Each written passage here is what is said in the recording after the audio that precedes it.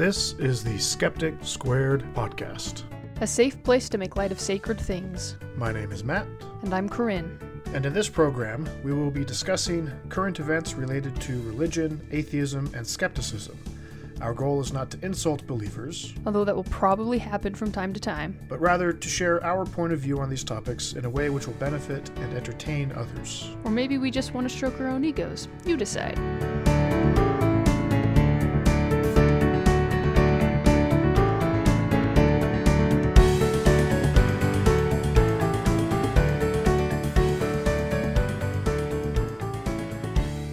Hello and welcome to the Skeptic Squared podcast. Today is May 6, 2016, and joining me is my wife Corinne. Hello. And once again, joining us is Corinne's sister Missi.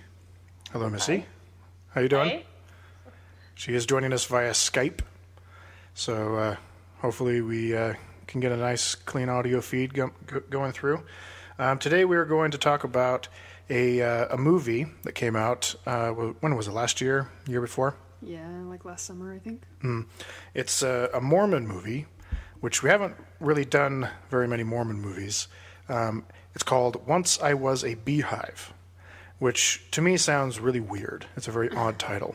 And I would imagine that for somebody that isn't familiar with the way things in the Mormon church go, it's not a very clear title as to what it means. So, Corinne, would you like to explain what a beehive is in the Mormon church? Sure. So in the Mormon church, a beehive is a girl that is 12 or 13 years old. So when you turn 12, you enter what's called the Young Women's Program. And they're broken up into 3 different categories. And the first one is the beehives. And that's 12, 13-year-old girls. And then you turn 14 and you become a Maya maid. Mm-hmm. Then you turn 16 and you become a laurel. So it's not a literal beehive. I don't know why they call them beehives, but that's what they're called. Either. And then what are the other brackets or age groups? Maya Like what do they maid call and them? laurel. Oh yeah, Maya maid. Did you just say that? Yeah. Oh, I'm sorry. It's okay. It's been a long day. It was a long day for you. Yeah. Yeah. So Missi and I both went through all 3 of those. Right. Which is why we thought it would be appropriate to have Missi join us for this one. Yeah. So, welcome, Missi. Thank you. Feel free to jump in. Mm-hmm. How would you describe your experience as a beehive? Let's see. So, my experience as a beehive, I was extremely excited to get into Young Women's because I was so bored in primary, and you just want to feel like an adult, and everyone in Young Women's just seems so adult to you when you're 11 years old. And so I was actually really excited when I became a beehive. And I was so excited for girls camp. And I actually really looked forward to girls camp almost every single year, I'd say, when I was in Young Women's. Obviously there were things that I didn't like about it, but I really enjoyed being a beehive. It was way better than the alternative. So it was like the lesser of 2 evils. Yeah. So as a beehive, and then going through the different stages, so Maya maid and laurel and all that kind of stuff. So this movie is about girls' camp. And as a beehive, you're allowed to go to girls' camp. Is there a difference in the way that girls' camps are run for beehives versus Maya maids and laurels, or what the expectations are, the types of activities that they might do? You want to take that one, Corinne? Sure. Oh, you can add whatever you want, but as far as activities go, basically the girls all participate in the same activities. The biggest difference is probably the hike, because the different age levels all have a different hike distance requirement. How long is the hike? I think when you're a first year, it has to be at least 3 miles, and then second years, I think 5 miles. Okay. Those are basically the 2 distances that you get. And then the older you get, it's like you just do the 5-mile hike. They are kind of lenient with that. Sometimes you do the hike all together, but it has to be at least 3 miles. Mm-hmm. So, but yeah, that's the biggest difference between the activities. Okay. And what are some of the other things that you guys do at girls' camp? Lots of crafts. There's a lot of crafting involved. It's like an extended Young Women's activity. Mm-hmm. Lots of crafts. Oh, goodness. So I really like feel like birdhouses and little toolboxes, that kind of thing. Those are way too masculine. Yeah, no. I definitely made a lot of scrapbooks and like weird, useless crafts. Just. Yeah, one year we did something with mirrors. Like it was a transfer etching type thing. I do remember that. I might still have that mirror at Mom and Dad's house, actually. Transfer etching. Can you explain that? Well, I don't know if that's technically what it's called, but that's the closest thing in my mind. Okay. It was, oh gosh, how did you even do it? So you had the mirror, and then you could, you would cut out, a design or something that you wanted on this, transfer type paper. Mm-hmm. And you used the outline. You put the outline of what you wanted over the top of it, and then you spread this. It might have been some type of paste, in the open spaces, and then you let it dry or whatever, and you took it off, and the design was on the mirror. Okay. Moral of the story: there's a lot of crafts. Yeah. I cannot stand crafts. I hate crafts. Yeah, lots of beaded bracelets and. Yeah, it's. Oh my goodness, I hated craft time. We decorated By the time I got to once. 14 or 15, I finally wisened up and just ran away at those points. Yeah. So what would you say is the main purpose of girls' camp? We had kind of talked about this before, and just to reiterate what Corinne had talked about last time we kind of spoke about it, is it's almost to a consolation prize, for lack of a better word, for I think it's a great word. For the women, for the young women in the ward who can't go to scout camp with the boys. Mm-hmm. So the guys all get shipped off to a scout camp in the middle of the summer, and I think that girls' camp is kind of a response to that because they don't want the girls to feel left out. Mm-hmm. Yeah. So it's kind of sexist in a way. Oh, it's totally sexist. Yeah, I think that they try to not be sexist. They try to not be obviously they always sexist. try to not be sexist, and they kind of fail miserably at it all the time. Yeah.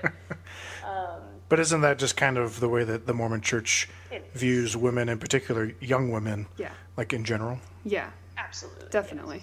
Yeah. Mm-hmm. It's all about giving them something that's like what they give to the boys, but it's not quite as good. They don't get quite the same funding. They don't have such cool activities.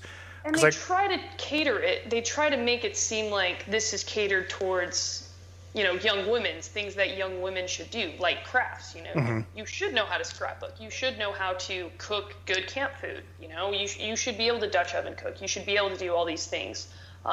You don't need to learn how to survive in the wilderness. That's not necessary. You don't need to, learn how to whittle or whatever the other merit badges that a guy has. It's archery, shotgun shooting, the wilderness survival one's a lot of fun. You guys do that? Oh yeah. Yeah, we don't have any. Girls' camp doesn't have anything like that. I do remember. Oh man, what was that one camp? Camp Bartlett. Well, yeah, there was that This one. year? Oh. No, it was, gosh, I can't even remember what it's called anymore. But I do remember doing archery one year at a camp. It wasn't for girls' camp, though. Are you talking about Oak Crest?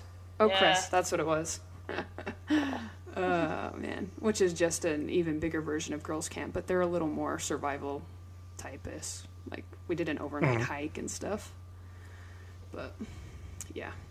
I think another reason for girls' camp is in tandem with, the Mormon prepper movement or whatever. Yeah. You want to explain that a little bit? Well, Mormons are 100% convinced that the apocalypse is nigh.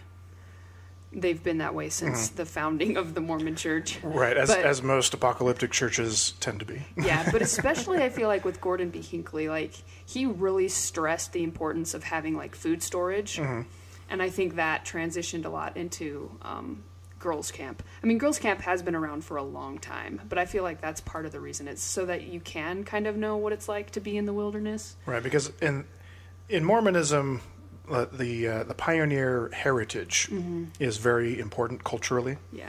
Because they think that is going to be how people are going to survive in the apocalypse and the millennium and all that kind of stuff. Right. And so, yeah, there is a growing movement here in Utah, especially of the Mormon preppers. You have Julie Rowe and a few other people that are throwing out prophecies about different things happening, which are lots of fun to look into. So with Scout Camp, I mean, obviously there's different merit badges and stuff, but that's not the only thing that the boys do. Most of our activities that were scouting related were high adventure stuff. There were lots of hikes, long bike trips and canoeing trips and all that kind of stuff.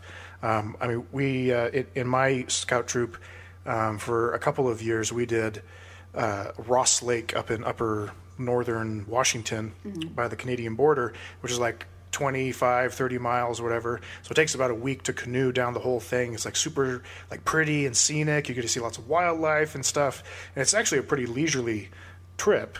I liked that way more than a 50-mile hike. Yeah, you lucked out. Yeah. But do they do anything like that or comparable to that in the Young Women's program? They do something like that. I wouldn't necessarily say it's comparable, but again, it's No, they're absolutely trying not. to make it look equal. It's called High Adventure, but you have to be 14 before you can participate in that. So not a Beehive. Not a Beehive. Yeah. I also want to point out that there is a mileage limit Yeah. as to how far the young I think women we've are talked allowed about to that travel before. Yeah. For any of their What is the mileage limit? 300 like miles. 150 miles. No, it's 300 miles. So you can go basically anywhere in Utah. But That's right. it became a problem one year for us because I wanted to go to Jackson Hole. Was it Jackson Hole? Yeah, Yeah. Wyoming. Or the Tetons. I don't remember. One of those. Yeah. I think it was actually the Tetons. Wyoming. Yeah. And because the boys go there like every summer, there's like really awesome rapids there. They always go white water rafting. They have like these awesome rope courses, like really like legit high adventure stuff. And they would not let the girls go because it was 301 miles away out of the radius. So that was really disappointing because the guys still were able to go. Which just shows the privilege that boys get in the Mormon church in general anyways. Right, and that radius thing I think is kind of just exclusive to our area. I don't think that applies to everyone in the LDS church. So it was an arbitrary rule that they didn't really need to enforce? Yeah, because I don't remember it being a rule until I was in Laurel. So I was about 16 years old, I think, when they made that like an official rule for us. So. And emphasis on this was a rule from I believe it was from the stake for all the young women. Yeah. You know, as Corinne mentioned, the scouts were still allowed to go to the Tetons and such outside of that 300-mile range. Yeah. That's weird. Why do you think they drew that line? So, so I was reading in the girls' camp manual, and they talk about distance traveling. Actually, no. It in the girls' camp manual, it tells you to refer to the church handbook, book 2. And so I went to that. They have that online. Okay. And I think it's the activities section under travel, they talk about, like if you want to do a long distance trip, you know, obviously you bring it to the brethren, and the brethren will pray over it and decide if it's like going to be too much money, if it's going to be safe enough. And so I think they drew that line kind of in response to that. Like everything outside that line was going to be a little unsafe for the women. I can't say that's exactly it, but in my mind, that provides them with a loophole. Exactly, that provides them with a loophole. I also think a big part of it is actually funding, because I remember getting in this discussion with some of my young women leaders at points, and kind of making this argument, and their response was actually they were worried that some parents would not send their girls on such a far trip.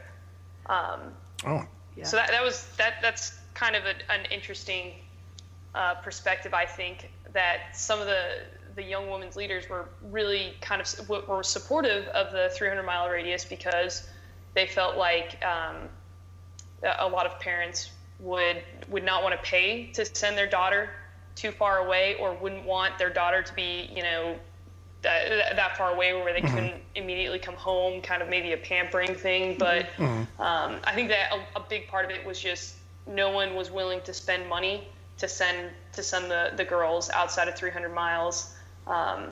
The church didn't want to make the parents do it, and the parents weren't necessarily willing to do it, and neither was the church. So right. But again, I think that's still the fault of the church, because they're the ones creating that message. Oh, right. 100%, yes. I mean, right. I think what is the ideal shows woman? how deep that message goes, how infused in our culture it is. Yeah, that, you know, oh my gosh, my daughter's going to be 300 miles away.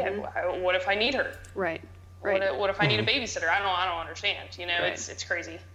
Yeah. So you're saying that this is informed by the church's view of what an ideal woman is, and what are appropriate activities for girls and that kind of stuff. Right. Like, how is whitewater rafting? How is a woman going to apply whitewater rafting when she's raising 5 children at home? You know, I think that's kind of what it translates to. Right. It's like, what life skills do they really need to learn? Yeah.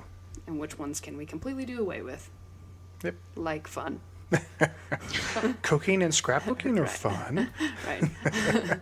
I agree with Missy, though. I did have a lot of fun at girls' camp, but the activities, like the crafts and stuff, were tedious most of the time. So what are some activities that you would have rather done? Doing more hikes would have been fine, like spending more time on the water when it was available, archery, going to a shooting range, you know, stuff that the boys got to do. Yeah, absolutely. Like I said, I cannot stand crafts. I cannot emphasize this enough, how much I don't enjoy doing crafts. And the fact that was kind of like the only point of going to camp was mind-boggling. Just doing anything outside would have been great. What if you could do crafts one outside? opportunity a year to just... We did do crafts outside. Yeah, well, actually interacting with nature somehow, like hikes. Or right, like actually learning about the nature. Yeah, that'd be great. I always really wanted to just do an overnight camp, where you like maybe have to build your own shelter or something and sleep in that for the night. I think that would have been an awesome learning experience. Did you know that's actually one of the requirements for, I think, like the 4th year or the YCLs? I had no idea. Yeah, I build never your did that. own shelter, learn how to build a shelter. But yeah, I never did that either. So Wow. you explained to me, was it yesterday, what a YCL is? Right. But let's go over that again. Like, what is a YCL? What does it stand for, and what do they do? So a YCL stands for youth camp leader, and it's the laurels are usually the YCLs, usually the oldest laurels, depending on how big the laurel class is, and they are basically like junior camp assistants. And they help like the leaders with groups of girls. They're all assigned like X amount of girls. You'll have to have certain like you have to have beehives and Maya maids in your group, and you're basically just there to help them pass off requirements and to like oversee activities sometimes, just to be the leader. So everyone has someone to like go to and look up to, basically. Right. Which is something similar to the scouting program. Which I got to do one year during scout camp, which prevented me from actually doing very many of my merit badges. Most of my activities revolved around keeping everybody else in line and making sure they're all going to their things, you know. So my stuff kind of went to the side. What's the hierarchy of the adults for the camp? Well, there's a camp director and assistant camp director, and they're usually called like a year before the camp actually happens. Sometimes they carry over from year to year, and then there are just like the young women's leaders, the presidencies. Within the local congregations. Yeah, within the local congregation. So I think the kind of the duty breakup there is that the camp directors and the assistant camp directors are directly responsible for planning and executing the camp, whereas the young women's leaders are kind of there more supervising the actual girls. Yeah. So there can sometimes be a little bit of a crossover, but for the most part, anything related to the logistics and execution of the camp is always the responsibility of the camp directors. Okay. So with scout camp, usually there's like a set camp that is a scout camp. Like it's a designated area. Usually it's several acres. It's very often around like a lake or a river or something like that, with easy access to different hikes and stuff. And most of the scout camps that I've been to can comfortably hold about maybe 200 or so scouts at a time. How does that compare to what girls' camp usually runs? So the way, at least in our stake, the way it ran was every other year we went to stake camp, which was a designated stake spot. And when I was going through the Young Women's Program, the designated spot was called the JR property. And I think for a lot of Missies, too, it was the JR property, right? That and the Heber Valley Girls Right, Camp. but that didn't come till later. So the JR property... I had 2 there. Right. I think. I only had 1, and that was just because I was on the young end of the Laurel spectrum. But anyway, so the JR property was not around any water. Utterly dry.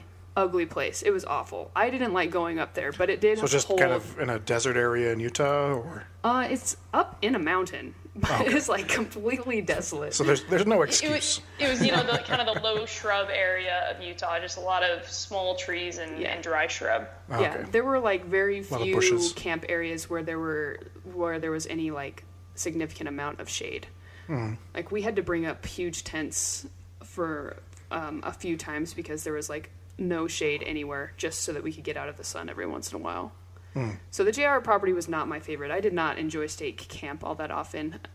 But then, as Missy said, she spent 2 years at Heber Girls Camp, and they built that up in Heber, and it's all cabins. So I got to spend a year there. Missy got to do 2 years there, and it's pretty nice. The cabins are pretty sweet. But again, I guess there is water there now. We didn't get to do anything on the water when I went my first year, but they're all man-made lakes. Oh, okay. I was just going to say like a man-made lake. Yeah. It's like a giant pond. So let's start comparing your experiences with what we saw in the movie. So... should we talk about the movie first? Well, we can do that, or maybe talk about the characters in a minute. So in the movie, they only had, 10 kids at the camp? Yes. How many leaders did they have? Like 3? They had 3 leaders. Which, I guess for 10 girls, it's okay, but I still don't think that's accurate. Yeah. But I never went to a camp that size, so. And then they had a priesthood leader. One priesthood leader. Who was the bishop. And he did virtually nothing throughout the entire movie. His sole purpose was just to... drive the ark to the top of the mountain. Well, I was going to say preside and, I guess, delegate, make sure everything goes smoothly. He didn't even do that. Yeah. But, that's just, that's Mormonism, right? It's when you're presiding, you don't have to necessarily do anything. Except that they do. Like in sacrament meeting... Usually the presiding priesthood holder is like a high counselor, right? Or high councilman. But he doesn't really say anything. He doesn't... he sits on the stand and sleeps. Usually, yeah. Like he doesn't even have to approve the sacrament prayer. No. That's the bishop's job, Like he really doesn't have to do anything. But you were saying that it's unusual for them to have only one priesthood leader, right? Right. There's never only one priesthood leader. There are always at least 2 at one time. They swap each other out quite often. Like the same 2 people that go up with you quite often aren't the same 2 priesthood leaders that come down. But there are always at least 2 men around. They take shifts. And at a stake camp, each ward has at least 2 there. So there's a significant amount of priesthood leaders when you go. There's a lot of men at girls' camp. Yeah, there really are. There's a lot. And they are involved in everything. They go on all the hikes. They usually are walking around. They don't do the activities like the crafts, but they will walk around and sit there and watch what you're doing. And they're involved in everything. They don't sit in their tent and listen to audiobooks. Like this guy did. Like this guy did. Yeah. That really frustrated me throughout the entire movie. Like it was how dishonest it was. Dishonest portrayal. Yeah. So they did a few activities. They had some meals that the girls helped with. They had a couple of hikes, like hiking around using compasses and maps and that kind of stuff. Were there any of those sorts of activities for you guys? Yes. Yeah? You learned how to use a compass? There were hikes. No? I mean, if you want to, there was not like land navigation going Right, on. I we don't didn't think do I any ever land learned how to navigation. use a compass at girls' camp. Again, yeah, I think I did the only like land navigation type thing I did. I think again was at Oakcrest. You don't do that at girls' camp.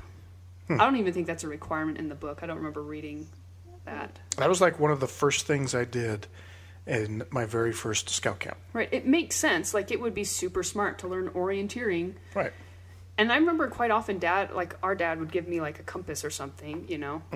And like people would have compasses, but no one knows how to use them. Yeah. It's just there to feel like, oh, hey, I'm camping. But yeah, no, there was always like the camp director usually led the hike, or one of the priesthood leaders. It depended on how the hikes were split up. Okay. Okay. The meal thing. The meal thing bothered me too. What about it? Well, so girls' camp is actually really well planned out. They take a long time, and they put a lot of thought into it, and everything is planned down to a T. Like meals Down to a teaspoon. Exactly. Yes, actually, no kidding. Like, yes. so in the movie, the girl Lane makes chili in a bread bowl, which would not happen.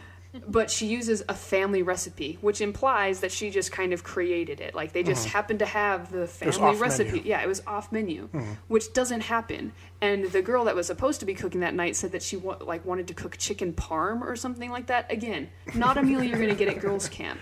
Yeah. That again was just completely unrealistic. I mean, you could overlook it, but it's supposed to be girls' camp, and it wasn't girls' camp. Like, there is a designated cook. We always had a woman come up with us who was in charge of not necessarily planning the meals, but like getting all of the food together and overseeing the girls as they cooked. So depending on who you had cooking depended on the quality of the food. Yes. That is, and when the Beehives cooked, it was, Awful. Right. What did they do? Never. Pancakes? No, it was actually usually pretty good food. Yeah. I just remember having one. Remember Dawn Adams' mom? Did you ever have her? Yes. Oh my gosh, that was awesome. She's Asian. I don't remember from where exactly. Taiwanese. Okay, so she's Taiwanese, and she would cook really great food. Like, she would do Chinese or Thai food for us every once in a while. Taiwanese food. Yeah, it was amazing. Yeah, yeah. She was really good. She only went up a couple times, but. Okay, so let's start talking about some of the characters. You mentioned Lane, who is the main character. Right. So she describes herself in the movie as being not a, quote, militant atheist, Right. but just being unsure, which is funny to me because militant atheism is kind of a misnomer anyway. It's not really militant in any sort of way, not in any meaningful way. It's meant as like a term to belittle atheists that are outspoken. But she actually grows up in a non-Mormon family, and her father is sort of a hippie Christian with a rather fun bumper sticker. Remember what it said? What did it say? Jesus was a liberal. And his whole philosophy is that nature is how you get close to God, and like being a good person is enough. And it's kind of a cafeteria Christian kind of view. Right. It's like you don't have to go to church and sit in a pew and listen to sermons to be a good Christian. You can go out and just be a good person, and that's sufficient, right? Which is kind of I don't know. I think it's in contrast to Mormonism, because Mormonism is very much about rules and prohibitions and making sure you're doing, these certain things and not doing these certain things. Having activities planned almost every day of the week. Right. And going to church is very important. And paying tithing and going to the temple and all those sorts of things. So it is an interesting contrast. And then her dad dies. Did they say how he died? Was it a tumor? Cancer, right? Yeah. And then her mom, whose name I don't remember. I didn't write it down. I don't know that they ever said it. Oh, okay. She marries a Mormon guy who... With perfect teeth. Yeah, he's just sort of... I don't know. He's stereotypical Mormon, but not. Like, there's some ways in which he is very stereotypical. He's very smiley and whatnot. But then, like, the way Kind of blonde. Yeah, very blonde. But, like, the way he tries to deal with her, I don't know, it was weird. Maybe it's just, like, bad writing in the script. It was definitely bad writing. Let's just go with that. Yeah.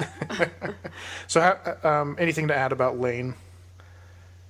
Do you have anything, Missy? No, just a typical 16-year-old girl. Yeah, I think that is important to stress. She is your average teenage girl, especially when you compare it to the other girls. Yeah, good-natured, helpful generally. Yeah, she was not, like, even after her dad moments. died, she's not, like, depressed. She's upset, and she doesn't like that her mom is getting married to a Mormon guy. So quickly. I think that's what so really quickly. bothered her. Yeah, it was so quickly. It's within a year after her dad dies. But she is a typical teenager. They try, like, in the very beginning, I think, to make her look a little rebellious, like when she steals the champagne and, like, drinks it in the back closet or whatever. Right, she takes, like, a swig. Yeah, but, like, they don't... They just did it too quick. Like, they didn't really. Typical teenager. That's Exactly. not really rebellious. Yeah. No, it's not. But I think that's why they put it in there, because they for want her to, Mormon. like, look like it's rebellion. But it's not. She is very average. She is your average teenage girl. Yeah, which for a Mormon would look very strange. Right. Right. What I thought was interesting, though, was the other girl, Phoebe. Like, when she says you should be drinking that, and Lane says, oh, because it's like, what did she say? Because I'm underage or something? No, she says, oh, don't worry, I'm not Mormon. Oh, yeah.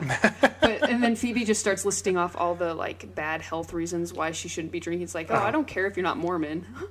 I don't know. I thought that was interesting.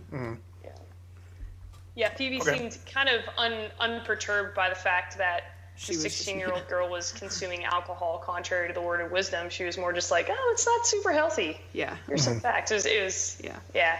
So how would you... One of the reasons why Phoebe's a great character. How would you describe Phoebe? Oh, she's just a typical, really... Well, I shouldn't say typical, but she's a very nervous 12-year-old girl. Like, awkward. She says that she suffers from anxiety. She's got this... small little rat of a dog that she carries with her everywhere, and she just spouts off facts, and she is a kind of a chatterbox. She claims that she doesn't fit in with the other girls in her church, so she's very cautious about wanting to attend girls' camp, even though she knows so much about it, and she acts really excited initially when she tells Lane about girls' camp, like, oh, it's where, we go into the mountains and we do all this stuff, but then come to find out Phoebe is not planning on going to girls' camp because she doesn't feel like she fits in well with the other girls. Probably due to the fact that she carries around this dog with her, and she is pretty awkward and has high anxiety. But I think she's also the only Beehive. I think she's the only one that age. She was the only Beehive. Which can be hard too. Oh yeah, I bet. Not that I would know from experience, but I'm only assuming that would be really hard. I mean, it was tough enough being, one among 10. I can't imagine being one among, Seriously. one. And what is her relation to Lane? She becomes Lane's cousin by marriage. So, Perfect Teeth, the guy that married Lane's mom, it's his niece. So cousins by marriage. Yeah. Some of the other characters that are in the movie, we talked about YCLs. There's Bree, who seemed to be like the main YCL. Right. I think in the scheme of things, she was probably the Laurel president. Yes. Okay. Yeah, she does actually say that. Okay, I couldn't remember if they ever used any of the other titles. But, yeah, I think you're right. They did actually say Laurel president. Okay. I'm pretty sure that. And her mom was like the director or whatever? Or... I think she's the Young Women's president. She seemed to do a lot of the activities. Yes. Okay. And her name was fun. Do you remember her name? Carrie Carrington. Which is kind of a Mormon-y name. It's just Carrie Carrington. I don't know. Let's see. Then there's Phoebe's mom, who is kind of a stereotypical Mormon mom, but in a kind of a good way. She's like got a lot of the good qualities that you see in a lot of Mormon moms. Very caring, very attentive to her children, doesn't want to pressure Phoebe into going to camp, that kind of stuff. nurturing, all that. Whereas Carrie Carrington is like all the rest of the stereotypes. Yeah. Very involved in everything, super hyper. And invasive, trying to like get people to commit to things that they don't want to do. Yeah. And Lane actually makes a comment at some point about Carrie Carrington. I think she said something to the effect of, I'm so confused how this woman has so much energy and yet never has a cup of coffee. Oh, yeah. Yeah, very, very stereotypical kind of Mormon. Yep. You know, you're bouncing off the walls and zero caffeine. Yeah. Well, that's probably on antidepressants. That's one of those things that Mormons like to point out, is that they can have just as much fun as drunk people. You know, at stake dances and be just as crazy and out there. Well, they have no idea. That's the funny part. They have no idea. They like to think that they can have just as much fun. But anyway, keep on going. Sorry. Right. So we already talked about the bishop, who doesn't really do much, which we talked about as a kind of a dishonest portrayal of men's roles in girls' camps. Yeah. There was the biker lady who did a lot of the like more logistics. Like she was actually supposed to be the camp director, so she should have been doing what Carrie Carrington was doing. But wasn't. And again, that was the writing. Any other characters that jump out? Like most of them, I thought were kind of side characters. Right. Exactly, and all the other side characters were definitely meant to emphasize like specific stereotypical traits of Mormon girls. You know, so you have the one girl that's obsessed with boys, just completely boy crazy. Wants, you know, a Mormon missionary as soon as possible. You have the girl who is really into like theater and impressions. And the funny thing is there's definitely all those girls at girls camp, but so the girl their that traits was were just emphasized a little too much. Right. The girl that was in like into theater and accents and stuff. Did she remind you of anyone in particular? Oh yes, I know exactly who you're talking about.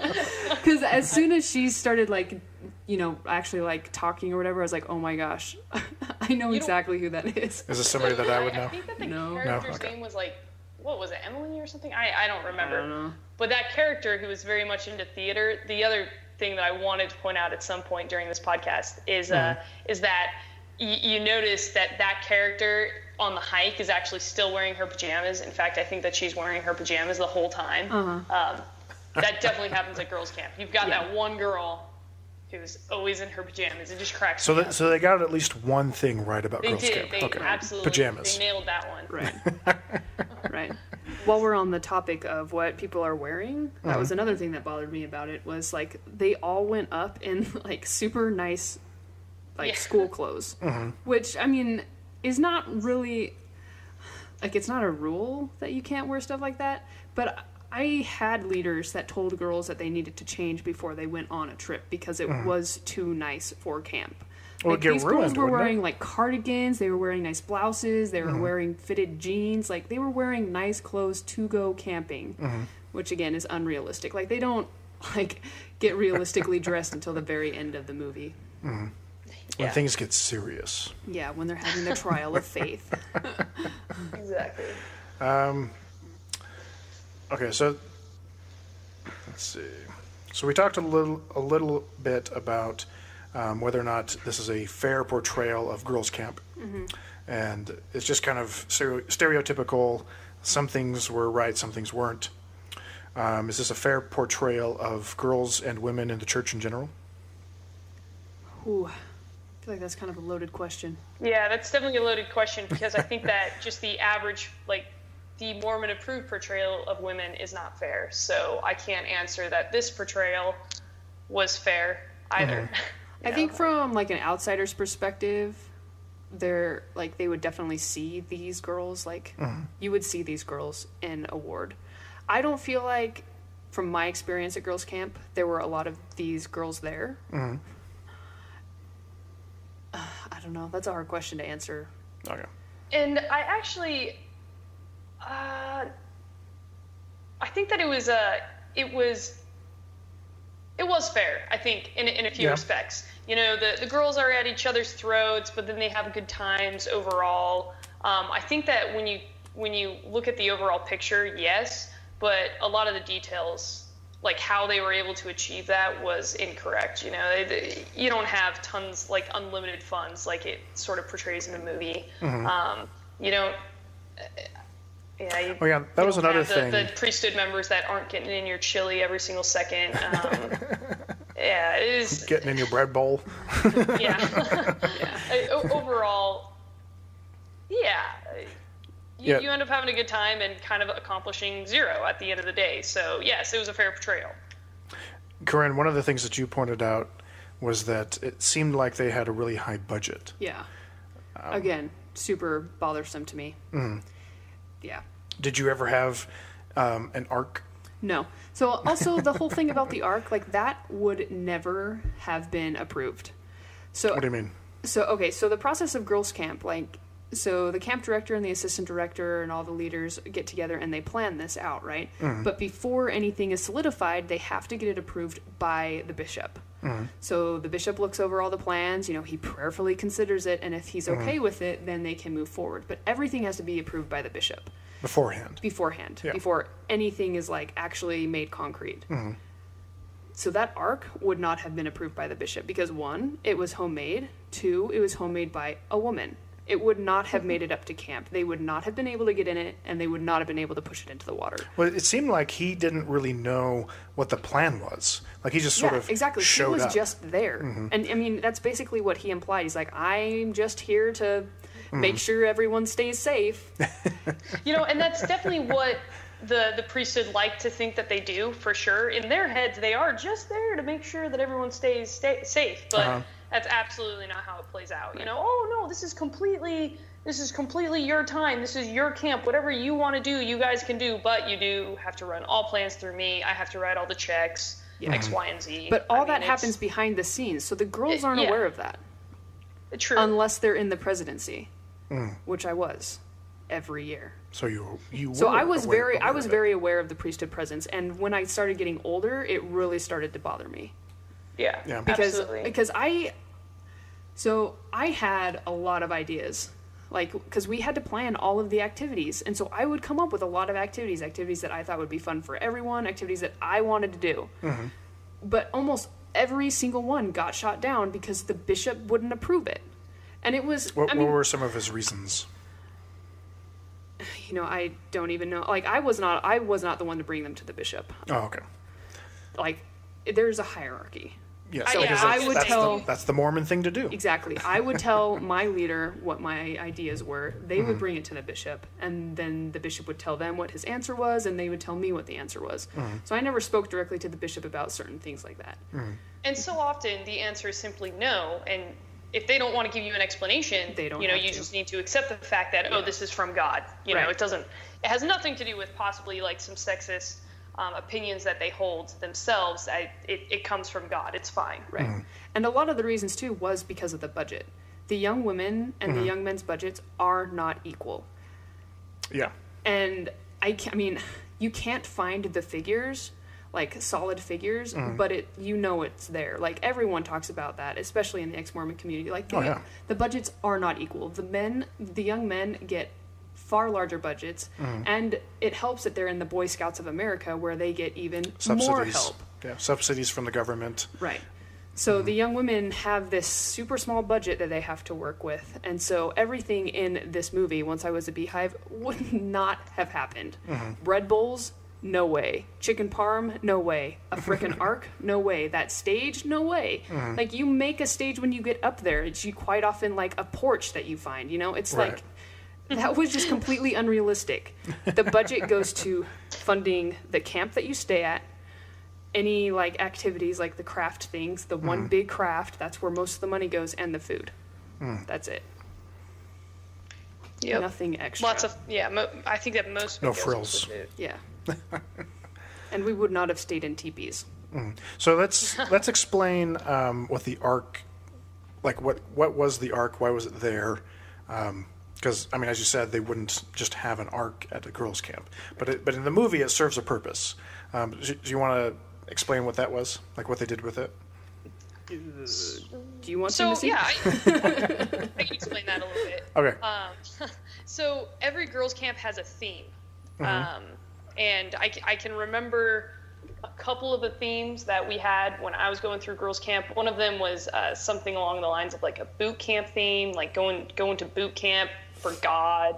Another one was like that just sounds awful. Like putting tools in your toolbox to, build a solid house of God. I don't know. Okay. Lots of metaphors. Yeah, there was usually like a phrase that it was centered around, and you built it on top of that. Do you remember the jewel one? It was like more precious than rubies or something. Anyway, really cheesy stuff. Okay. Yeah, let your light like shine. Like that was one. Yeah, always a scripture with a cheesy theme. And so the theme in the movies Girls Camp was together forever or something. What? It was just togetherness. Yeah, but it was spelled weird. TWO.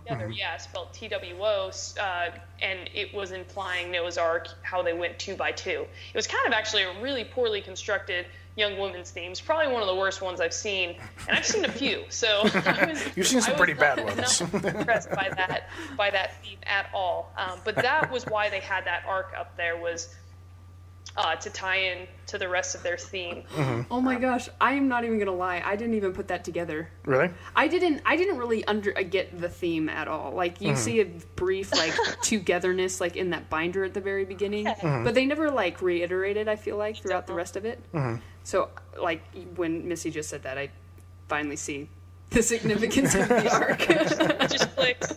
It just clicked. And they had it at the end of one of their big activities at the end of the camp. Do you want to explain what the activity was? They call it the trial of faith or something, right? Right. And in the movie, they made it sound like it was something they did every year. Like every year at the end of camp, there's a trial of faith, which is not, in my experience, traditional. Okay. Yeah. We would have a faith walk. Yeah, we had a faith walk or a value walk. And that was always at the beginning of camp. Like it was the first day you got there. But the trial, what's that? So the faith walk is, there's the young women's theme, and how many values are there? 8? I'm not going to go through them all, but I think there's 8 values now. There were 7 when Missi and I were in young women's, and now they added 1. And so basically, this is usually where the YCLs kind of come in.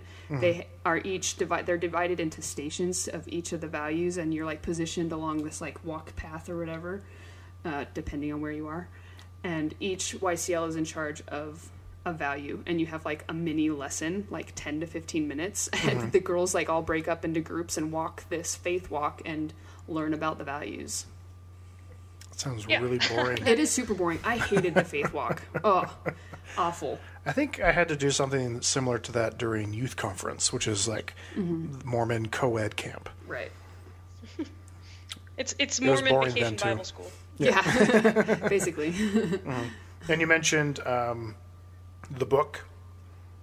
What's the book that they had, the camp guide? I mentioned the book. Oh, they had, at the beginning, the young women's leader, Carrie Carrington, gave all of the girls a journal, a very fancy journal with the camp theme on it, and it was gold, and it actually had a portion that was sealed, sort of making a reference back to the gold plates who had 2/3 of it was sealed, quote unquote. Right.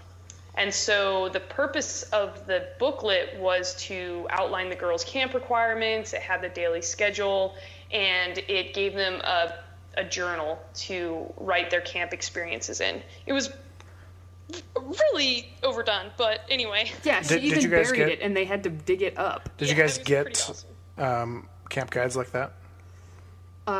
We got girls' camp manuals.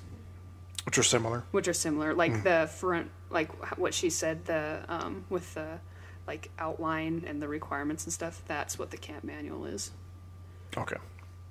And the sealed portion was really funny to me because... Oh, totally. We both laughed so hard when that came up. There was some subtlety with that. Because it's like one of the most ridiculous things that Joseph Smith ever did. And to me, it's one of the things that I think points to the fraudulent nature of the gold plates. The fact that the fact that he never really showed it to anybody without like a cloth over it. And then like, having part of it sealed and stuff so that if anybody did see it, they would, see that it wasn't all like finished and that kind of thing, like because it would have taken a really long time for him to etch all of those plates together, and just kind of sloppy. It's also like the only reference to the Book of Mormon in it. They don't ever say the Book of Mormon, but it's really the only like Mormon theme you get in that whole camp. Yeah, which is something else that I wanted to talk about. Yeah, they definitely wanted to talk more about Jesus. It was almost more of a, hey, look, we're Christian just like the rest of you. Because they definitely had that emphasis. Yeah, because you had the theme that was about Noah's Ark, Bible story, classic Bible story. You had the trial of faith, which used scripture references. It was like a scavenger hunt kind of thing, that used scripture references from the book of Isaiah and maybe a couple other it was just Bibles. The Old Testament. Yeah, the Old Testament. Like they never had anything that was explicitly Mormon, except for a couple of subtle things like the sealed portion and their journals and that kind of thing. And it reminds me of the Meet the Mormons video that we talked about with my sister Megan in a previous episode, where it's all about sort of normalizing Mormonism. It's showing how common it is with, or all the things it has in common with more mainstream Christians. It doesn't talk about any of the things that make Mormonism unique. It doesn't talk about any of the quirkiness or the strange doctrines. Quirkiness. That's a new word for it. Like there's a few cultural things, right? But it's all about showing that we are just another Christian church, which goes against, Gordon B. Hinckley and a lot of the stuff that he said, how we're a peculiar people, we're different, we have different things about us. You can see our goodness in like the way that we carry ourselves and our personality traits and all that kind of stuff. And now the church's message, and when we went to Temple Square, we went through that first little visitor center. It was all very bland. It was, families are awesome. Yeah. This is how we built the temple. It didn't have anything about what goes on in the temple, why it's significant, any of the things that make Mormonism Mormonism. Right. And to me, it seemed very disingenuous. Oh, totally. It's a kind of we've talked about how this whole movie is a dishonest portrayal of what goes on, and like with priesthood leaders and all that kind of stuff. But it's like a Mormon missionary talking to an investigator and saying all the good things, and not telling them any of the unique things or any of the difficult things. They're withholding information from people that are actually looking into the church, so that people who are interested in joining the church don't have a complete picture of what the church really is when they make the decision to join it. And that, I think, is fraudulent. Totally. I agree. And it really bothered me when I was watching this movie and having that realization, Yeah. It's like it's not honest, Nope. That's very true. Well, thank you. You're welcome. A couple other things. I think we kind of got off track, though. We didn't really talk about the trial of faith. Oh, yeah, let's talk about that. So I mentioned it was sort of a scavenger hunt that used scripture references. Right. You want to explain it a little bit better? Yeah, you're going to have to take this one, Corinne, because my mind turned off at a certain point about halfway through the movie. Yeah. So the point... I was absorbed, The point of this trial of faith was that they had to complete it together. It couldn't be like one person solving the whole thing. They couldn't split up into groups. It had to be all together. And this has come at a time when they're all kind of like at each other's throats. And yeah, they're given a clue. It is just a scavenger hunt. They're given a clue. They have to, they use a compass. They use the scriptures. There's a lot of math involved, which for some weird reason. Yeah, like using cubits and like the size of the ark and weird stuff like that. They start off with a couple of the girls having like pretend ailments, so that they can't actually participate until they're healed. And it seemed to be all of the more competent, experienced girls. Right. Yeah. So which is interesting because they wouldn't know anything about Lane. Right. But Lane was already like super involved in everything that Carrie Carrington had planned for like an entire year. which is kind of dumb, but Right. yeah. I mean, there's not really a whole lot to say. I mean, you hit it on the nose. It's just a scavenger hunt. They're supposed to accomplish a couple of tasks. They have to do it together, and the end is at the Ark, and they have to figure out how to get inside. Where they use the faith key. Yeah, that the camp director whittled there. Yes, and she gave to Lane as a present, and then Lane has this epiphany moment. Oh wait, I can use my new wooden faith key. Right. That's a foot and a half long. Yeah, because the camp director at some point said, the cliche, faith is the key. And, Lane has this realization, faith is the key. Right. It's a key. And they're like, what? Yeah, what? The exact quote is, faith is the key to solving problems. Do you agree with that, Missy? Is faith how you solve problems? And I agree that's what the Mormon Church believes, but I wouldn't agree with it, no. Probably one of the worst. Anyway. That's another topic for another time. How do you solve problems? How do I solve problems? Yeah. I mean, I would say it has very little to do with faith and a whole lot more to do with action and actively seeking an answer. Yep. Oh, Actively seeking. That sounds reasonable. Because it's so easy for your mind to trick you into what the correct answer is. But it's really difficult to, trick yourself into saying the solution is correct after you put it into action. So that is how I go about, looking for answers, is actively searching and questioning constantly. Never just, by faith saying, oh, yeah, no, this must be correct. Absolutely not. Yeah. Let's see. So another important part of the movie, we mentioned that Phoebe has a little dog, right. a service animal, that helps her with her anxiety disorder. So that, I think, was a little bit dishonest as well. What do you mean? Well, that dog isn't technically like a service animal because she does only have anxiety. It would be like an emotional support animal. Okay. So technically she wouldn't actually be able to take that anywhere she went. Really? I thought that you could take those. No, the definition of a service animal is that it has to be trained to do a particular function and to work. And Phoebe's dog isn't trained for anything. It's just there to comfort her. So it's not technically a service animal.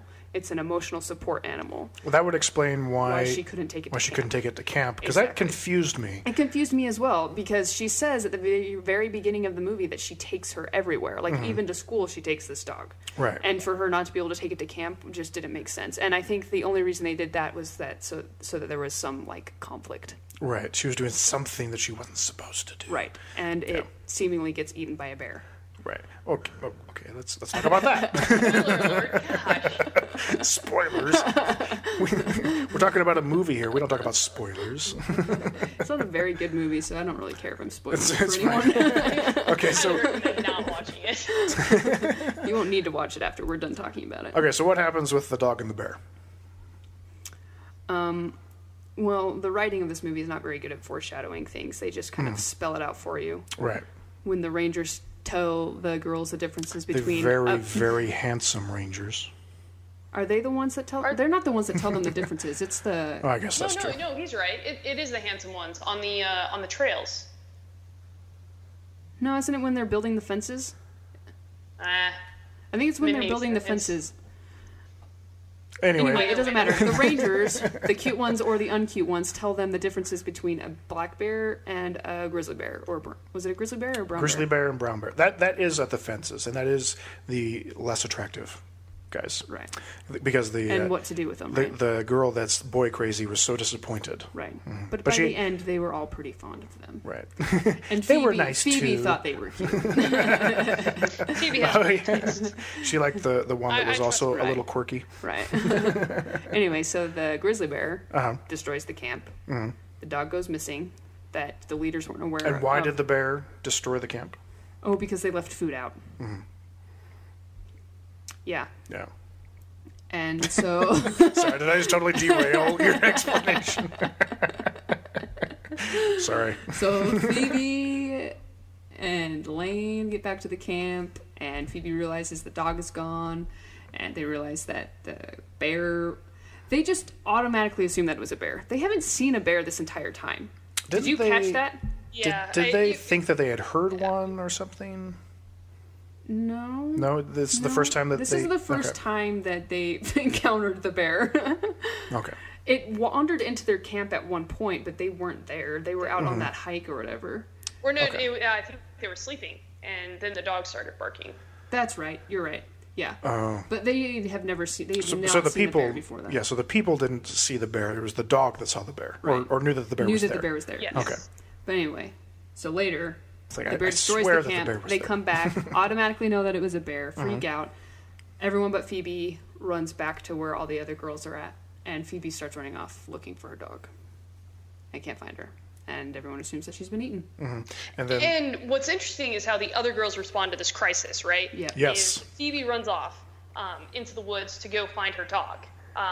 Lane chases after her because she's concerned, and then the other girls stop what they're doing and kneel down and pray. Mm-hmm. You know, that's their solution to the problem. Not to go chase after the girls, not to do anything except for try to, fall back on this faith principle. which is interesting for them to put into the movie in that way, that the prayer isn't really what was what saved the dog in the end. It was Lane and Phoebe going after the dog and looking for it. Right, but they didn't find the dog. Right, they did not find the dog. The girls They- prayed that Phoebe would be safe and that probably the dog would be okay. So Okay, initially it seems like the prayer didn't work, but at the end of the movie, they think bishop the had prayers it. worit's because the bishop found the dog, and Yeah. so the dog ended up being okay. I guess so that's in true. the end, the prayer worked in their minds. Yeah. It's always that workaround. Lane uses like tracking skills to find Phoebe. Where she learned those, I don't know. It's assumed that she learned them from her dad. But from the beginning So- of the movie, like she already like makes it sound like So- she's not fond of camping. So prayer saved the dog, but good old-fashioned hard work saved Phoebe. I think that the movie was trying to portray it as the faith saved Phoebe, but Like yes, Lane's I mean, faith? obviously, it was the good old fashioned. I mean, it's easy for us to say, oh, it was, it was common sense. It was Lane being, proactive and intelligent. But I think that the point of the movie was to portray it as the girls who it was faith Right. saved them. They had faith that the dog would be safe. And Yeah. then their faith also saw them through the grizzly bear that looked like it was about to attack them. Right. Yeah. With some fantastic green screen. Yeah. Oh my goodness. Just play dead. Just play dead. Let's see. So the last thing that I have in my notes is the testimony meeting. Does anybody have anything else to add before we get to that? No, we can hit up the yeah, we testimony can do meeting. the testimony meeting. Okay. So testimony meeting is when basically everybody gets up and says how spiritually uplifting the camp has been, right? Right. That's more or less how it works? Yeah. It happens at this happens at scout camp, right? Do you have testimony meetings? No, not really. Oh. They do it at youth conference. Right. So any camp where the girls are involved, there's a testimony meeting. Right. And it's always the last night. We always have testimony meeting. We have Yeah. testimony meeting at the end of church sometimes. It was anyway. On fast Sundays, yeah. Yep. Which is the worst day to have a testimony meeting. Because It's- you're hungry. It's the worst day to have a testimony meeting, and it's the worst day to have multiple testimony meetings because you have the one in Sacrament, then you have the one in Young Women's, and sometimes your Sunday school teacher decides to have one too, and it's like, ugh, it's awful. Fast and testimony meeting is the worst day ever. Yeah. It's true. Anyway, sorry, off topic. Keep on going. What's your off-topic comment? I was going to say, growing up, going hours and, I would say almost days without food when you're fasting as a Mormon has actually served me quite well the last few years in my current career field where you usually don't have time for food. So it's kind of funny. Yeah. It's advantages in hindsight. Right, it's just not advantageous when you're forced to do it. Yeah, or when you're, 8 years old and just want to eat food and Right. you can't. So I actually have the clip from the testimony meeting queued up. Let me see if I can get this so that everybody can hear it. Okay. For the most part, it didn't have the same effect on me like it did the others. Until Phoebe had to open her big mouth. Y'all know that I'm a pretty scared person. I relate with over 60% of the phobias on Wikipedia. When I'm scared, only a few things can actually calm me down, like my dad, my mom, and Roxy. I know Roxy's just a dog, but she's my best friend. When I lost her, I was as scared and sad as I've ever been. Then, when I saw her again, I was so happy, so grateful, that I forgot how much it hurt to lose her in the first place. I'm pretty sure that's how heaven's gonna be. Lane, if it hurt this bad to lose Roxy, it must have been 1,000 times worse when you lost your dad. And I promise you that when you see him again in heaven, he will hold you in his arms, and oh, that pain and heartache will be washed away in an instant. I think Jesus suffered the worst heartache of all, because he loved all of us and wanted to make a way for us to be the ones who make love again. I know in my heart that God is real, that we are his children and he loves us. I say this in Jesus' name, amen. Okay, everybody hear that? Yeah. Did you get that, Missy? Yeah, I did, thanks. So that was Phoebe talking about her testimony, losing her dog, and how hard that was, and how it's going to be better for Lane when she sees her dad in heaven. Which is one of those things that religious people often point to as a reason to believe in heaven and God and all that kind of stuff. Which I mean, I see how a lot of people in that kind of situation would cling to that idea, but I don't see how that would convince anybody to really believe it. Anybody have any comments on that? I don't see how that would convince anyone to believe it. I think that she was just, I don't know if she was really trying to convince her at that point, but. Well, I mean, it's implied that Lane already kind of believes in something like that anyway. She's not trying to convince her. She's just trying to make her feel better about losing her dad. I think it was just the movie's way of conveying that, hey, we believe in a heaven too. But again, it's not true to the Mormon version of heaven. No, because in Mormon version of heaven, Lane won't actually see her dad again because they are not members. Right. He's not baptized. Yeah, he will not be her father. Unless they get sent to the same kingdom of heaven. But even so, he will right, not but be if she ends up getting baptized into the Mormon church, they most likely won't end up in the same kingdom. That's true. But depending on who you talk to, the higher kingdoms can visit the lower kingdoms. Right, so she can visit her dad if she makes it to the upper Mormon heaven. Right. But he can't visit her. But if you're supposed to be happy in heaven without your family, then, that implies that you're going to forget your family. So, there's this whole, Let's face it, the Mormons don't even know what they think about heaven. The Mormons think that they know what they think about heaven, but they don't. They have no idea. Right. Well, it's kind of like the concept of God, too. Like, everyone has their own concept of God. It's what fits their worldview. And that's exactly what heaven is. Heaven is what that person wants heaven to be. It's like that saying that goes around, there are as many versions of God as there are believers. Yeah, exactly.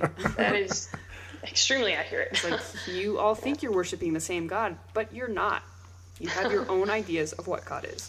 So after this point in the movie, after Phoebe talks, Lane gives her testimony, right, where she talks about how wonderful the experience was, and how she's going to look back at this fondly and all that kind of stuff. But then she does her narration at the end and says that she never actually joined the church, right? Well... Or it's implied that she never really joined the church. Well, the hard thing about that is that she's still, however old she is right now, 16 years old when she's narrating this. Right. So you can't definitively say that this girl never would have joined the church. But right, they're but trying to imply that there was though. no conversion. The point was that she was not converted just from going to camp. Right. Which I thought was strange. It's strange if you grew up in the Mormon culture. I shouldn't say strange. It was not what I expected at the end of this movie. Right. But then, if you think about it, it is kind of what you expect at the end of the movie, because the church is trying to shy away from things like that. Yeah. Does that make sense? Yeah, I see your point, yeah. Yeah. I don't know, how did you take that? I wasn't surprised when she wasn't converted. How did you take it, Missy? No, I actually agree with what Corinne was saying there. Is I don't think that necessarily she was converted after girls' camp, and I think that it was pushing to portray the fact that, oh, look, you can still participate with us, and you don't necessarily have to be converted, you don't necessarily have to share your beliefs, but you can come and have a good time with us. Right. That, I think, was the message for the non-members. It's more inclusive, ecumenical. Right. And I think that the message for the members was, get them slowly. Exactly, get them slowly. She doesn't know this yet, but she's going to be converted. Yeah. Killing them softly with our Mormonism. I think it was planting the seed, because Mormons like to compare faith to being like a little seed. Plant it and it will grow. And I think that's kind of what the message was for the Mormons in this movie. It's like you're not going to convert them after one experience, but you planted the seed. And that is what they're stressing. That's what they want people to take away now. Yeah. Because she was obviously much more okay with the Mormons after that, and she was obviously very happy after her whole experience. And she was more accepting of her look how this stepdad. Experience changed her life, and that was definitely the takeaway for the Mormons. Totally. Yep. Yeah. Okay. Very interesting. Anything else to add about the characters or activities that they did or anything like that? Well, let's talk about testimony meeting a little bit more. Okay. Because this is a very Mormon thing to do. I mean, apparently more so in the women. But, testimony meeting is kind of a requirement, to bear your testimony. If you don't, no one's going to say anything, but they're all going to think something. And they're thinking something, because everyone looks at you a little bit differently the next day. But testimony meeting, if you don't cry, you don't believe what it is you're saying. So testimony meeting is full of tears. It's full of garbled words, because people are choking on the water running into their mouth and the snot pouring out of their nose. It's just looking back on it, testimony meeting is super comical. I didn't like testimony meeting. I hated testimony meeting, because you feel obligated to stand up and talk about your feelings on the church and your experience at camp. But I never felt a spiritual experience at camp, so you have to make it up on the spot. Yeah. And I hated that. And you have to make yourself cry. I would cry because I hate talking in front of people, especially about stuff like that. Stress response. So it was a stress response. Every testimony I ever bore, stress response was to cry, because I hated it. Oh, you're so much like Mom. That's funny. I totally am. As I get older, I'm so much more like Mom, and it's really awful. How about you, Missy? Did you ever bear your testimony about how awesome camp is? Yeah, I would say I think that I did every single camp except for my first one, and I regretted it so much after my first one that every single camp that I went to after that, I would always bear my testimony at. But, I mean, I can't say that, I never had a spiritual experience at camp, because I was 100% sold on everything in the Mormon church. So, absolutely, by their definition, I had a spiritual experience, and I could talk about that all the time at camp. Could you cry on command? No, I actually usually tried really hard to not cry at testimony meeting. I almost never did. I probably did maybe once or twice, but it was actually a point of pride for me that I tried really hard not to cry. Yeah. I don't remember was you usually ever really successful. crying. So I think I portrayed myself as being a crybaby during testimony meeting, but I'm a quiet crier, and so most people didn't think I cried. It was tears would go down my face, but it's hard to see in the dark. Yeah. So I did tear up. I did cry a little bit, but I wasn't a ball baby. I just want to, just preserve paint my character pride. a little bit differently. Yeah, All right. Yeah, it was, testimony meeting is always really interesting. And, it is saved for the very last night of camp. And it's so weird. I remember, usually, I feel like the last night at camp, you want to have, tons of fun, and you just want to, fool around and mess around, and you got to calm down and be quiet. Yeah. And, sit around this fire for who knows how long. And it's honestly kind of an anticlimactic ending to camp when you think about it. Yeah. It's kind of sad. It totally is. Usually sometimes right after a testimony meeting, we could turn the rambunctious switch right back on. But you're teenagers. For the most part, it was pretty lame. Yeah. Testimony meeting. Yeah.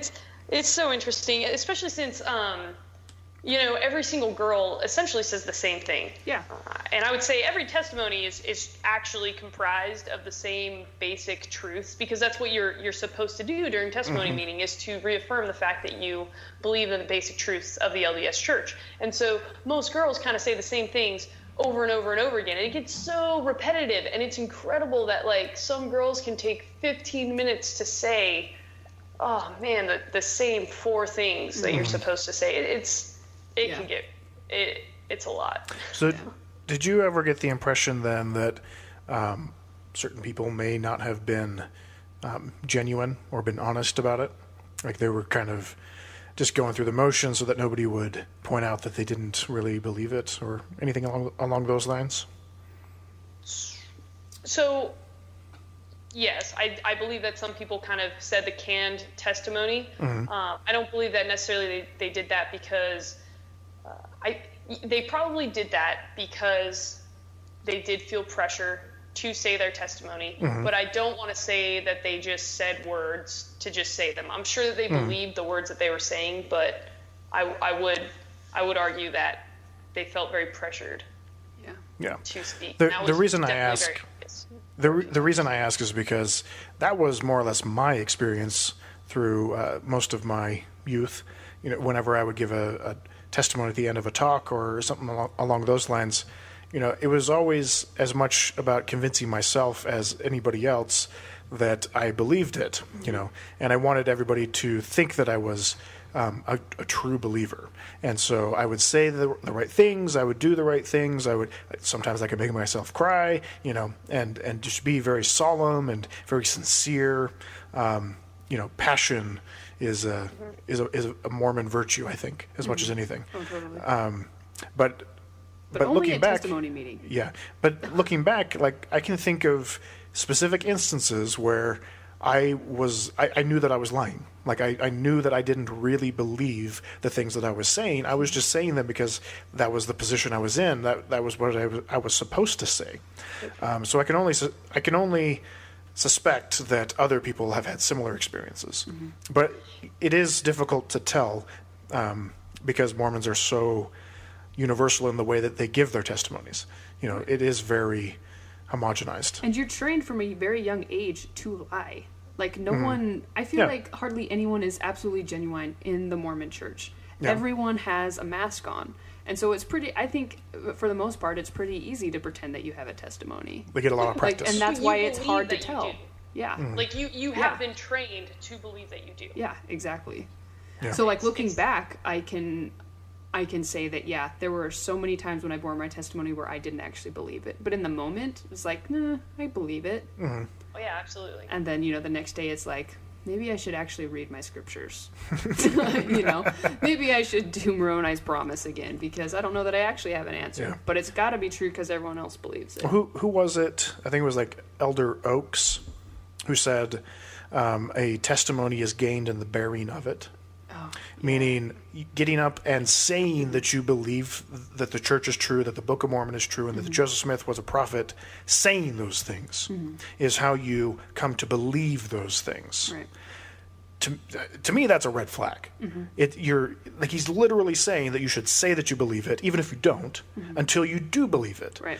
Which is really funny when you read Alma chapter 30 in the Book of Mormon, where you learn about Korihor, and he talks about how he was deceived by the devil because the devil told him that there was no God, and he was in the form of an angel and all this stuff. And then Korihor repeated the lies in his head over and over and over again, which I think is one of the few truly beneficial lessons in the Book of Mormon, that you can convince yourself of a lie through repetition. But Mormons, ironically, I think, also do it that way. Oh, totally. You know, Yeah. through They their only see it testimony. the other way, though. Yeah, they don't see it going two directions. Yeah, they are convincing them. They believe that they're convincing themselves of the truth. Right. Yeah. Yeah, it's oh my gosh, it's so mind-boggling. It's crazy. So this doesn't have anything to do with Girls Camp, but it has to do with testimonies. And Missi, I'm wondering if you remember this. Okay. But so it's along the lines of that quote, like if you reiterate it or whatever, Right. you know, your testimony becomes true or whatever. So there was one Fast Sunday when Megan, our sister, got up and bore her testimony, and she admitted in front of the entire congregation that she wasn't sure if she actually had a testimony. Oh, wow. Which is super unheard of. She at the time she was probably like 11, maybe 12. Oh, okay. So she was still pretty young, in the age where like being honest is kind of Cute. like, Right. well, it's like Being that kind you of are honest just is- honest, yeah. like you don't know exactly how to lie yet. But what I really remember was the next guy that got up. He might have been the high council, a high council member, or he was in the stake presidency. I can't remember, but he wasn't actually a member of our ward. But he got up right after her and bore his testimony, and said something along the lines of, "I know you," pointing Megan out, "have a testimony because you got up and you came up and you bore a testimony. Like you have a testimony, you just don't realize it yet." And that really struck me. That's And bothersome. It was so bothersome, and I was only like 12 or 13 at the time too. But I felt so uncomfortable listening to that, especially after she got up and admitted that she wasn't sure if she had a testimony. And so I resolved never ever to be honest on the pulpit, because something like that was going to happen. He's going to point it out. Yeah, and- it had an impression on me, and yeah, that's why I Wow, hated yeah, bearing my I don't testimony. remember that. Yeah. I don't even know if she will remember that. I've thought about bringing it up to her a few times, but yeah, I so remember that. Interesting. That's pretty crazy. That's something that I'm probably going to mull over in my brain later and just become more and more bothered by it. Yeah. Like, that's a real jerk thing to do. Yeah. And for me to remember it, like that it really had an impression on me. And like, Yeah. I have never forgotten that. Like, I can see his face. I can see him looking at Megan while she's sitting down at the bench. Like, it was awful. And Megan is like a true believing Mormon Yeah. now. And then I think she was too. She was just 11 years old and wasn't sure exactly what a testimony was. Right. You know? Wow. Yeah. That is crazy.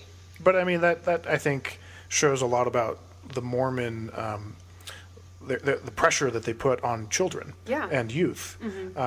You know, as we mentioned from a very young age, a lot of kids grow up bearing their testimony. I mean, how many little 2-year-olds and 3-year-olds have you seen brought up by their parents to the pulpit and have the parent whisper in their ear, "I know the church is true. I know Joseph Smith is a prophet." Oh, and, yeah. you know, The church has actually come out and is discouraging that now oh, really? for that reason, because parents or older siblings are whispering testimonies into their ear and they're just repeating it, and I think it's become obvious to them what it's a bad that's thing. showing. Yeah. So they're trying to put the kibosh on that. It's like, no, we don't indoctrinate. Yeah. Yeah. Oh, that's funny. So there are probably fewer little children going up now to do that. Which is dangerous for them because that means there's going to be fewer teenagers doing it. Exactly. But another testimony thing that I remember from growing up, there was a family in our ward. This was the same ward where the thing happened to Megan. No, this was in California. There was a family in our ward of like super, like your stereotypical Mormons. Like they looked like Mormons, bad haircuts, super long dresses. But every fast and testimony meeting, their children would get up and bear their testimonies. And inevitably they all said exactly the same thing. And I remember thinking in my like tiny 7-8-year-old brain that it was weird that they were all saying the exact same thing. Isn't it? And I thought it was exclusive to their family, because up to that point, our Brentwood ward was the only like Mormon ward that I was familiar with. But then we moved to Utah, and every kid got up and said the exact same thing. And I just remember it being really weird. And so I never bore my testimony until I got into Young Women's, and it was like expected of you to bear your testimony. Right. Because I didn't want to go up and say the exact same thing. Because then it would be in vain. Right? And that's a sin. Or whatever. It's like, well, everyone else has already said it, so why do I need to say it? Yeah, I'm part of the same club. Ditto what he said. Yeah, it was just really weird. That's awesome. Yeah. So testimony bad. Yeah. Testimony meeting gross. Yeah. Girls camp weird. Yeah. Once I was a Beehive, extra weird. Yeah. So my impression of the movie was that it wasn't honest to the girls' camp experience, at least in my experience. And so I got online to like look for like stories and stuff of like other people's experiences. Okay. And if you go on like the actual, well, no, that's not true. So this is not true to a lot of people's experiences. If you read the reviews of Once I Was a Beehive, like the 7 reviews, 5 of them agree with Once I Was a Beehive and say, I don't know why everyone is saying this is not true to girls camp. This was exactly my experience, yada, yada, yada. But most of the stories I read were like horror stories of like what had happened at camp and like the activities that they had to do and stuff, and how like creepy some of the rituals and traditions at camp were. And so this is not genuine. It is not an honest portrayal of what a girl experiences at girls camp. Yeah. Yeah. That seemed to There's, be my impression.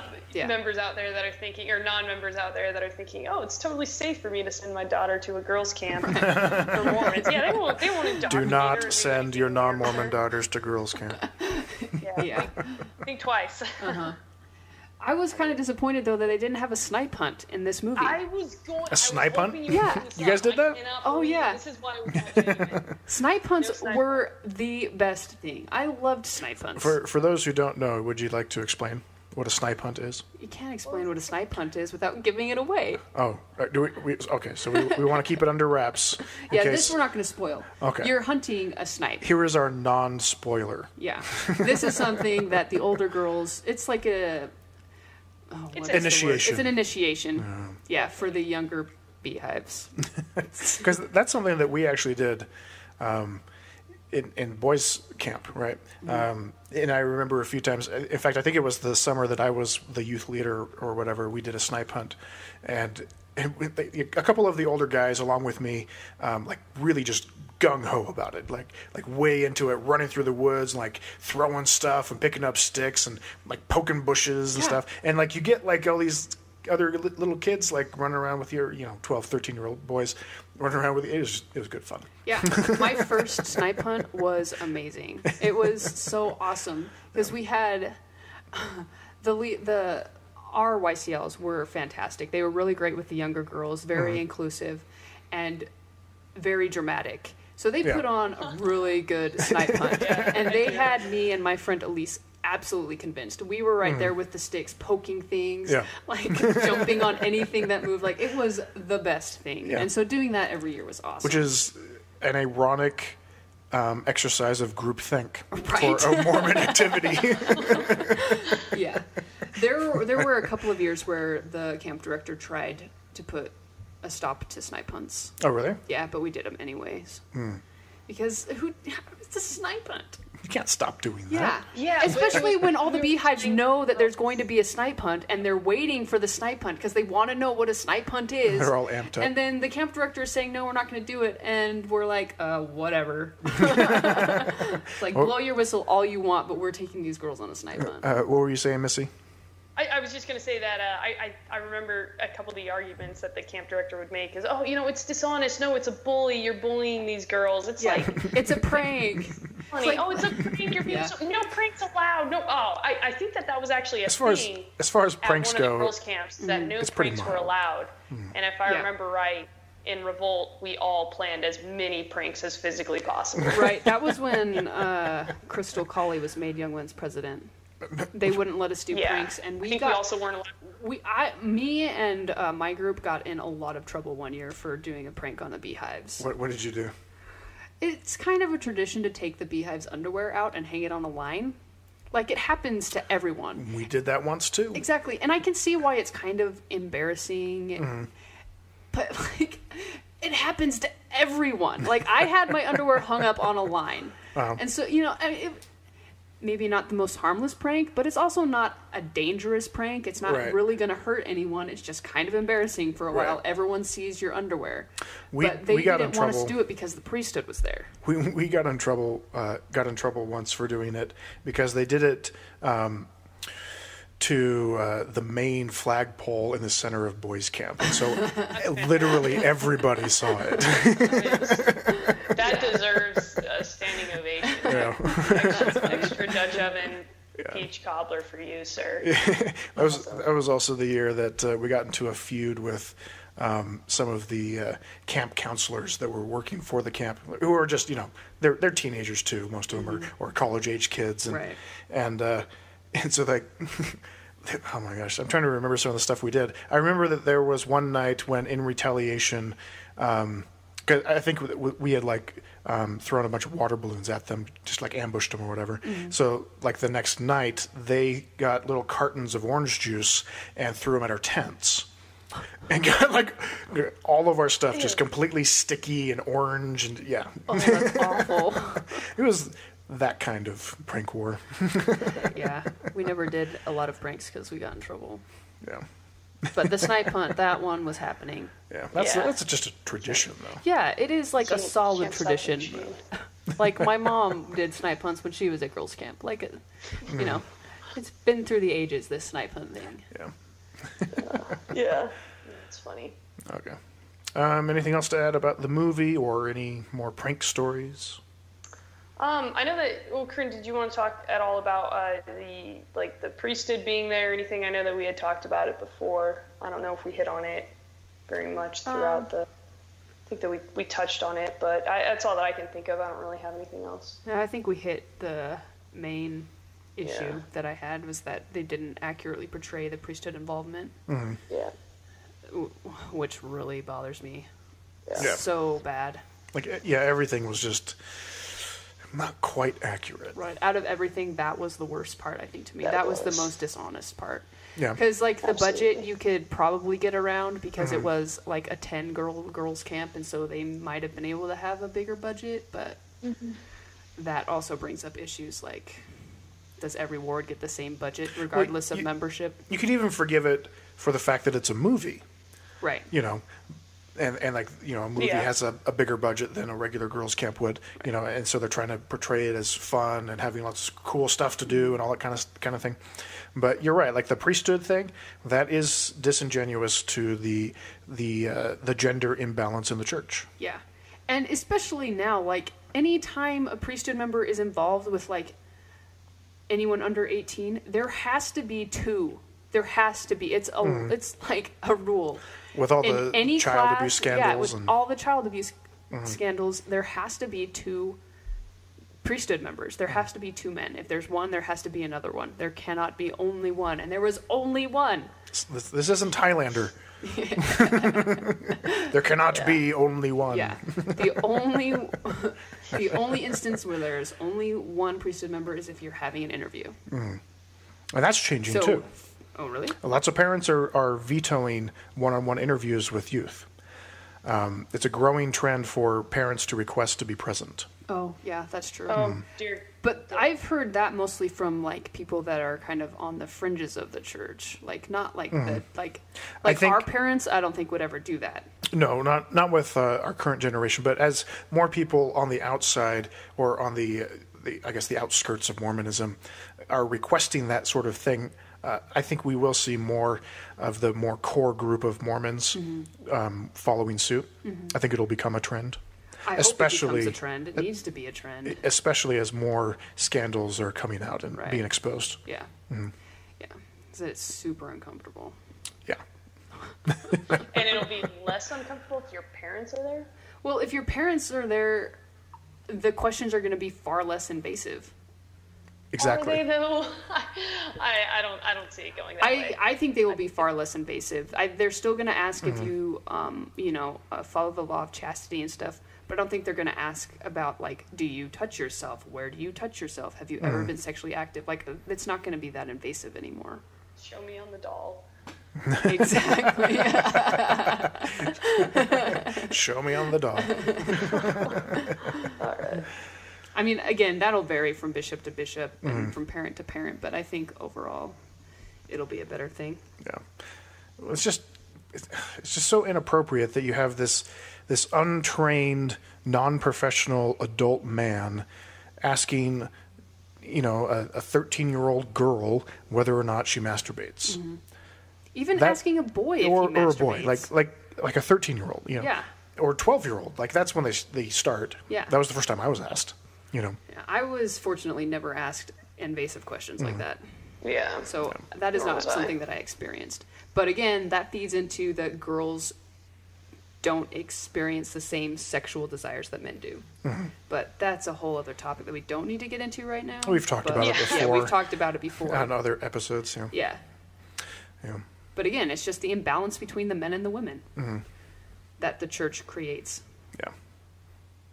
Separate but equal. Yeah, definitely. So one random thing about priesthood leaders being up there. So if a priesthood leader is up there and like his wife is one of the young women's leaders, they cannot sleep in the same tent. They have to Really? sleep in separate spaces. Yeah. So like when our dad was a bishop and did my know mom that. was a leader, they and my dad would go up, they could not sleep together. So they slept in the same camp, but my dad was in a tent, my mom was in a trailer. They couldn't sleep, don't want they couldn't bring up any a tent. hanky-panky. No. Which I always thought was really weird and just super funny. Why don't you just say, hey guys, it's not appropriate here. Yeah, it's just really weird because like families go on group campouts all the time. Yeah. And everyone is sleeping, you know, all the parents sleep together, you know. Right. It's really weird.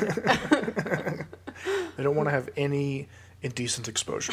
It's like you have absolutely no trust in the people of your you know, membership if you think that they are going to have sex at girls camp. How uncomfortable would that be? It would Like, be just so awkward. uncomfortable. Yeah. It's just really funny. That would make a great story, though. But anyway, It really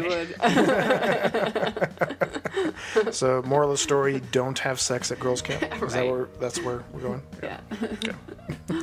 All right. Anything else? I don't think I have anything more constructive to say. All right. Well, that's our show. Thanks for listening. If you would like to contact us, you can email us at skepticsquaredpodcast at gmail.com. You can check out the show's blog at www.skepticsquaredpodcast.blogspot.com. And we will see you next time on the Skeptic Squared podcast. And thanks for joining us, Missy. Yes, that. thank you. I'm glad we you for finally got reminding this me. going. All right. Suffering through that movie. Oh gosh, yeah. Ciao. The bourbon helped. The bourbon helped. That's fantastic.